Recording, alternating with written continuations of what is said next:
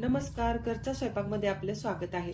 आज आपण एक नवीन ट्रिक वापरून बनवणार आहोत खुसखुशीत, तोंडात विरघळणाऱ्या आणि दाताला अजिबात न चिकटणाऱ्या उपासाच्या साबुदाणा बटाट्याची चकल्या ही रेसिपी। उपासाची चकली परफेक्ट व्हावी यासाठी मी तुम्हाला इथं काही टिप्स सांगितलेल्या आहेत आणि एक विशेष ट्रिक वापरली आहे ज्यामुळे चकलीतील साबुदाणा तळल्यानंतर अगदी मोत्यासारखा फुलेल आणि चकली मस्त खुसखुशीत होईल। तर चॅनलला सबस्क्राइब केलं नसेल तर पहिल्यांदा चॅनलला सबस्क्राइब करा आणि हा व्हिडिओ अजिबात स्किप न करता पहा। साबुदाणा आणि बटाट्याची खुसखुशीत चकली बनवण्यासाठी मी इथं घेतलेला आहे अर्धा किलो साबुदाणा। याला निवडून स्वच्छ करून चाळून घेतलेला आहे। खिचडीसाठी आपण जो साबुदाणा वापरतो तोच इथं घ्यायचा आहे। तर चकली अगदी खुसखुशीत होण्यासाठी आपण इथं एक महत्त्वाची टीप वापरणार आहोत। ती टीप नंबर 1 म्हणजे हा साबुदाणा आपल्याला 3 वेळा स्वच्छ धुवून घ्यायचा आहे। म्हणजे याच्यातलं एक्स्ट्राचं स्टार्च निघून जातं आणि भिजल्यानंतर साबुदाणा चिकट न होता एकदम सुटसुटीत होतो। अर्धा किलो साबुदाणा मी या हंडीने मोजून घेतला होता आणि एक हंडी साबुदाणा होता म्हणून याच्यामध्ये एक हंडी पाणी ओतायचं आहे। पण मी इथं अगदी थोडंसं कमी पाणी ओतते कारण आपण जेव्हा साबुदाणा धुवून घेतला तेव्हा त्याच्यामध्ये थोडंफार पाणी राहिलेलंच असतं। तर पाणी घातल्यानंतर हा साबुदाणा आपण रात्रभर असाच भिजत ठेवायचा आहे। चकलीसाठी आपण जेव्हा साबुदाणा भिजवतो तेव्हा नेहमी लक्षात ठेवायचं की तो आदल्या दिवशी रात्रीच भिजायला घालायचा। म्हणजे काय होतं तर आपण त्याच्यामध्ये जे पाणी घातलेलं आहे तर तो साबुदाणा संपूर्णपणे तो पाणी शोषून घेतो आणि त्याच्यामुळे अगदी मऊसर भिजतो आणि एवढा मऊसर भिजला की त्याच्यापासून आपण चकली बनवली तर ती आतमध्ये कडक राहत नाही आणि दाताला चिकटत नाही। आता सकाळ झालेली आहे आणि रात्री आपण साबुदाणा भिजायला घातला होता। तर बघूया कसा भिजलाय ते। तुम्ही बघू शकता अगदी मस्त असा हा साबुदाणा फुललेला आहे म्हणजे चांगला भिजलेला आहे। तर एखाद्या काठ्या चमच्याने याला आपण जरा मोकळं करून घेऊया। हातावर साबुदाण्याचा एक कण मी घेतलाय आणि तुम्ही बघू शकता बोटाने आपण थोडंसं प्रेस केलं की एकदम मॅश होतोय म्हणजे साबुदाणा आपला अगदी व्यवस्थित भिजलेला आहे। साबुदाणा मोकळा करून झाला आहे आणि मी इथं घेतलेली आहे एक पुरणाची चाळण। तर आपण सुटसुटीत करून घेतलेला साबुदाणा याच्यामध्ये घालायचा। तर 2 बॅच मध्ये आपण साबुदाणा इथं शिजवून घेणार आहोत थोडासा। तर इथे एक पुरणाची चाळण घेतली मी, त्याच्याऐवजी तुम्ही मोदकाची चाळण घेतली तरी चालेल। तर आपण घेतलेल्या साबुदाण्यापैकी निम्मा साबुदाणा या चाळणीमध्ये मी घातलेला आहे। आणि आता इथे एक महत्त्वाची गोष्ट आहे की याच्यावर आपण अशी प्रोसेस करणार आहोत की ज्यामुळे चकली केल्यानंतर ती तळली की अगदी मोत्यासारखी फुलेल आणि चवीला सुद्धा एकदम छान लागेल आणि दाताला तर अजिबात चिकटणार नाही। तर त्यासाठी मी अगोदरच गॅसवर एक पातेले ठेवले आणि त्याच्यामध्ये पाणी घालून ते उकळायला ठेवले।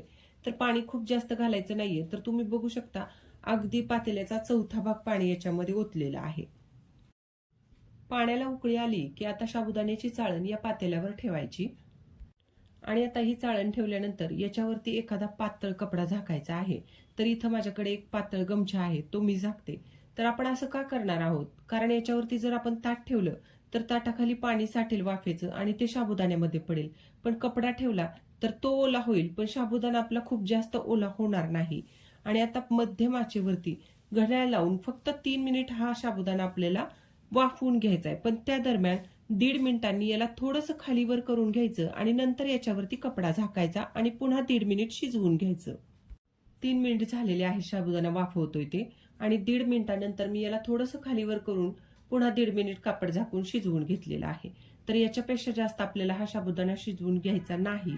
त्याच्यामुळे आता पटकन आपण चाळण बाजूला काढूया आणि आपली जी दुसरी महत्त्वाची टीप होती ती हीच आहे की साबुदाणा अशा पद्धतीने वाफवून घ्यायचा। वाफवून घेतलेला साबुदाणा एका परातीमध्ये काढून घ्यायचा आणि आपला उरलेला जो साबुदाणा आहे तो सुद्धा अशा प्रकारेच आपण वाफवून घ्यायचा आहे।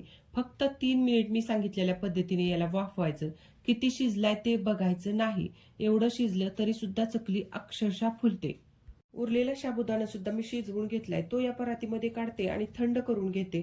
महत्त्वाची टीप नंबर 3 म्हणजे शिजवलेला साबुदाणा पूर्णपणे थंड झाल्याशिवाय पुढची प्रोसेस करायची नाही। याच्यामध्ये जर आत्ताच आपण बटाटा वगैरे घालून मिक्स केला तर मिश्रण सैल होईल, चकली तुटेल आणि पातळ होईल। तर साबुदाणा थंड होतोय तोपर्यंत पुढे काय करायचं ते बघूया।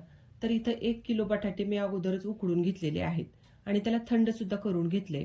आता बटाट्यांच्या बाबतीत महत्त्वाची गोष्ट म्हणजे चकली करताना बटाटा अगदीच मऊसर शिजवायचा नाही तर थोडासा घट्टसर ठेवायचा।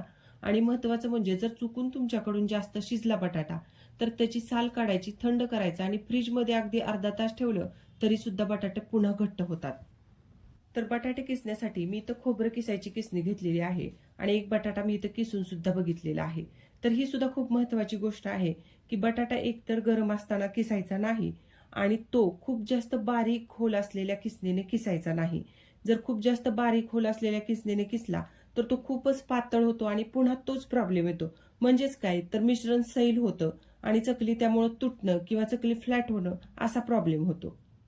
साबुदाणा थंड झालेला आहे आणि बटाटा सुद्धा किसून झालेला आहे. किसून घेतलेला बटाटा आता या साबुदाण्यामध्ये घालूया आणि आपण हे मिश्रण मळून घेऊया. मिश्रण मळण्यापूर्वी हातांना थोडंसं तूप लावायचं. तूप लावलं तर चकलीला वाळल्यानंतर सुद्धा तुपाचा छान वास येतो, पण जर तेल लावलं तर काही दिवसांनी चकलीचा कोबट वास येईल. बटाटा आणि साबुदाणा मळून घेऊया आपण थोडंसं आणि त्याच्यानंतरच आपण त्याच्यामध्ये तिखट मीठ घालणार आहोत. मिश्रण थोडंसं मिक्स करून झाल्यानंतर याच्यामध्ये घालायचं आहे आता मिरची पावडर. तर याच्याऐवजी तुम्ही हिरव्या मिरच्या सुद्धा कुटून घालू शकता आणि मिरची पावडर सुद्धा इथं तुम्ही तुमच्या आवडीप्रमाणे कमी जास्त करून वापरू शकता. चवीप्रमाणे मीठ घालायचं आणि हे सगळं मिश्रण आपल्याला अगदी व्यवस्थित असं मळून घ्यायचं आहे. तर इथं चकली बनवताना साबुदाणा शिजवून घेण्याची एक छोटीशी मी ट्रिक सांगितली, ज्यामुळे तुमची चकली अगदी परफेक्ट होणार आहे. तर ती जर तुम्हाला आवडली असेल तर तुमच्या मित्रमैत्रिणींमध्ये हा व्हिडिओ शेअर करा, जेणेकरून त्यांची चकली सुद्धा व्यवस्थित होईल आणि ही ट्रिक सुद्धा त्यांना समजेल. चकलीचं मिश्रण इथं मळून झालेलं आहे आणि याला मी 4 ते 5 मिनिट व्यवस्थित मळून घेतलेलं आहे. आता आपण चकली कशी बनवायची ते बघूया. चकली बनवण्यासाठी मी इथं स्टीलचा सोऱ्या घेतलाय. तुमच्याकडे जो असेल तो घ्या आणि याला आतून थोडंसं तूप लावून घ्यायचं. सोऱ्याला एकदाच थोडंसं तूप लावायचं आहे, प्रत्येक वेळी तूप लावायची गरज नाही. मिश्रणाचा आता थोडासा गोळा मी घेते आणि त्याला हातावरती लांबट आकार द्यायचा. लांबट आकार दिल्यानंतर आपण जो सोऱ्या घेतलाय त्याच्यामध्ये हे मिश्रण घालायचं आहे आणि सोऱ्या भरताना महत्वाची एक गोष्ट लक्षात घ्यायची की सोऱ्यामध्ये कुठे रिकामा ठेवायचा नाही, तर हे मिश्रण दाबून भरायचं आहे त्याच्यामध्ये. जर मध्ये हवा राहिली तर मग चकली तुटते. तर आणखी थोडंसं मिश्रण आता मी या सोऱ्यामध्ये घालते आणि अशा प्रकारे आपण सोऱ्यात दाबून भरायचं आहे. दाबून भरला की मग चकली एक सलग येते. तर सोऱ्याला आता झाकण लावूया आणि चकली कशी बनवायची ते बघूया. तर चकली आपण इथं प्लास्टिकच्या कागदावरती घालताना सोऱ्या खूप जास्त वर उचलून धरायचा नाही. जर आपण सोऱ्या खूप जास्त वर उचलून धरला तरी सुद्धा मग चकली तुटते. तर मी अशा प्रकारे दाखवते, त्या प्रकारे चकली घाला. तुम्हाला किती मोठी हवी आहे त्याप्रमाणे चकली घाला आणि तोडल्यानंतर पुन्हा याला थोडंसं चिकटवून घ्यायचं, म्हणजे ती नंतर तेलात तळताना सुटत नाही. तर सगळ्या मिश्रणाच्या इथं मी चकल्या बनवून घेतलेल्या आहेत आणि तुम्ही बघू शकता इथं अगदी मस्त अशा चकल्या झालेल्या आहेत. मध्ये अजिबात तुटलेल्या वगैरे नाहीयेत. आता या तुम्हाला जेवढ्या आकाराच्या दिसतात त्या वाळल्यानंतर याच्यापेक्षा कमी आकाराच्या होतात, पण त्या तळल्यानंतर मात्र त्या आकाराच्या तिप्पट ते चौपट फुलतात. तळून दाखवल्यानंतर तुमच्या लक्षात येईलच. तर या चकल्यांना आपण 3 दिवस कडकडीत उन्हामध्ये वाळवायचं आहे. तर सगळ्या चकल्या मी इथं 3 दिवस कडकडीत उन्हामध्ये वाळवून घेतलेल्या आहेत. तर वाळवून घेताना महत्वाची गोष्ट म्हणजे आपण या चकल्यांना 3 दिवस वाळवून घ्यायचं आहे. 1 ते 2 दिवस वाळवून ठेवायचं नाही.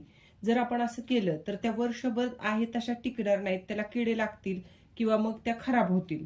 पण जर समजा आपण 3 दिवस याला व्यवस्थित वाळवलं तर त्या वर्षभर अगदी व्यवस्थित राहतात. तर आता या चकल्या तळायच्या कशा ते आपण बघूया. चकली तळण्यासाठी मी इथं तेल गरम करून घेतले. तर तेल कडकडीत गरम करून घ्यायचं.